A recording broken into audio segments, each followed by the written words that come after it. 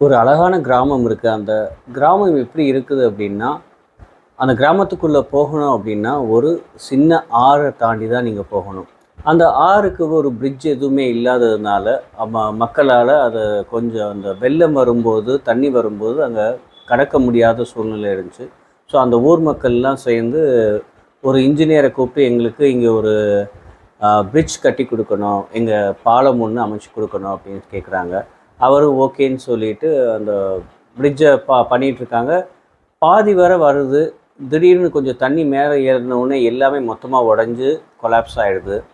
ஆ உட்காந்து பார்த்துட்டு இருக்கும்போது, ஒரு அந்த கிராமத்துலேருந்து ஒருத்தர் வர்றாரு. அவர் சொல்றாரு, "அய்யய்யோ! இப்படி ஆயிப்போச்சே! இப்ப எதுவுமே இல்லாம போயிடுச்சே! இப்ப எப்படி நீங்க அ திரும்ப இத கட்டுவீங்க?" அப்படின்னு சொல்லி கேட்பாரு. கேட்ட உடனே இவர் வந்து பார்த்துட்டு "இல்லங்க, நான் வந்து ஒண்ணுமே இல்லாமல்லாம் திரும்ப இது பண்ண போறது கிடையாது. நல்ல ஒரு நாலேட்ஜ் எனக்கு கிடைச்சிருக்கு. ஏன்னா, நான் எந்த இடத்துல தவறு பண்ணேன் அப்படிங்கிறத என்னால உணர முடியுது.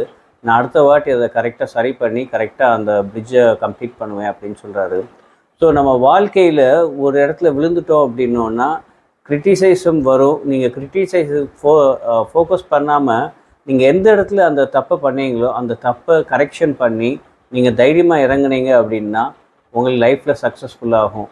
ஸோ நம்ம லைஃப் வந்து 1 வாட்டி இல்ல, 2 வாட்டி இல்ல, 3 வாட்டி இல்ல, எவ்வளோ வாட்டி வேணா கீழ விழுகலாம். ஆனா, பண்ண மிஸ்டேக்க ரிப்பீட் பண்ணாம வேற மிஸ்டேக் வந்தா பரவால்ல.